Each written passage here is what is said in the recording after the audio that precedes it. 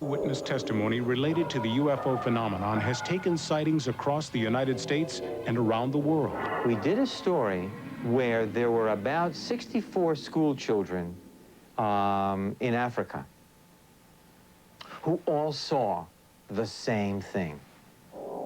They had eyes like that, and they were kind of just like looking at us. They were like kind of astonished at what we were. And they've never changed their story, and there's never been a crack in the story.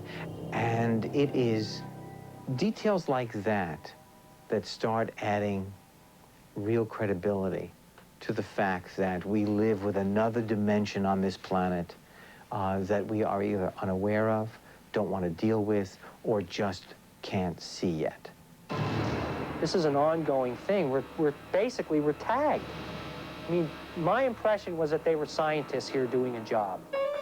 The compelling stories told by abductees have brought some of the most respected scientists and researchers, along with sightings, to look at this phenomenon with great interest. These abductees are sincere, they're telling similar stories, and we just don't know what. We say, hey, this is what's happening to people all over the world. They can't all be nuts.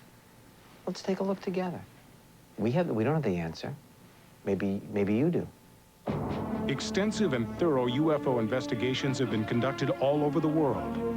At Shag Harbor in Nova Scotia, a highly trained team of salvage engineers and ufologists joined with sightings to investigate a 30-year-old mystery. Many from a distance. It was a moonless night, and they weren't quite sure what it was they were seeing, but all were sure that indeed a large object had dropped out of the sky and hit the surface of the water.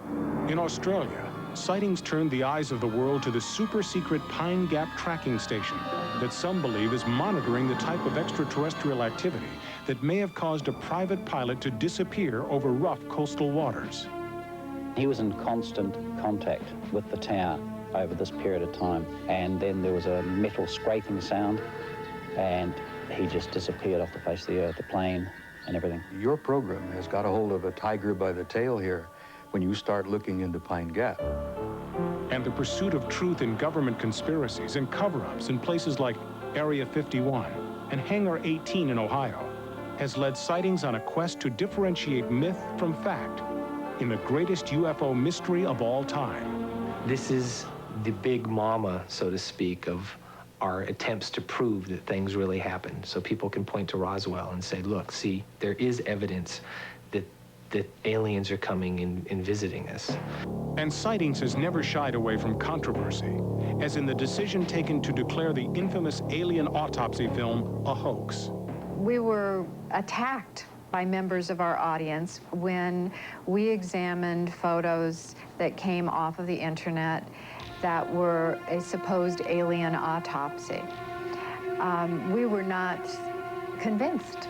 And in fact, we did a good deal of research. We did a substantial investigation.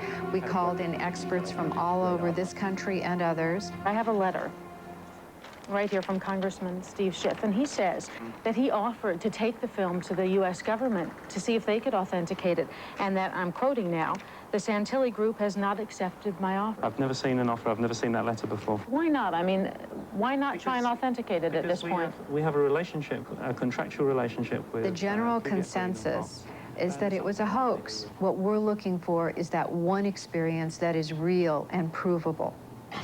It departed at a very high rate of speed, accelerating as it went, and disappeared off into the distance. When an air traffic controller contacted Sightings with the story of an America West pilot's encounter with a UFO, the actual transmission between the pilot and ground control was obtained with a Freedom of Information Act request. Our audience, because of federally available audio footage, is able to hear the exchange between the air traffic controller and the pilot. Up in the air. Affirmative. No one knows anything about it. What's the altitude about? I don't know, probably right around 30,000 or so, and the length is unbelievable. What they believe happened is the craft that these two saw appeared to be in trouble because it was hovering about 10 meters above the ground and putting out a weird kind of smoke. Now, what they think right now, there is a tremendously exciting story that is going on in Brazil. And in fact, it's being called the Roswell incident of Brazil. We're going down to try to figure out what happened in this small town where a craft was sighted and beings were spotted in the city. This is a very big story. It's recent, a lot of people involved, medical, military, some serious investigation, the press has gotten involved. This could be the straw that broke the camel's back, so to speak. I always believed that a UFO will land in the vicinity of where I am. When I was younger, I would have gotten on that ship right away. Now that I have a family and children, and having done the stories that we do, I would send a crew.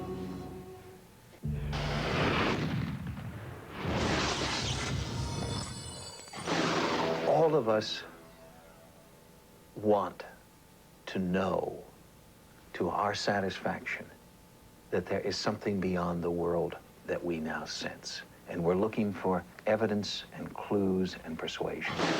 In the 1930s, science fiction was just that. Fanciful, sometimes scary, sometimes how dare they even promote that thought. And everything that they wrote is basically a reality today.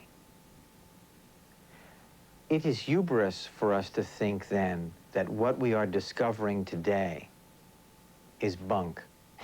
It is always more interesting for me to think about things that I don't know about than things that I do know about.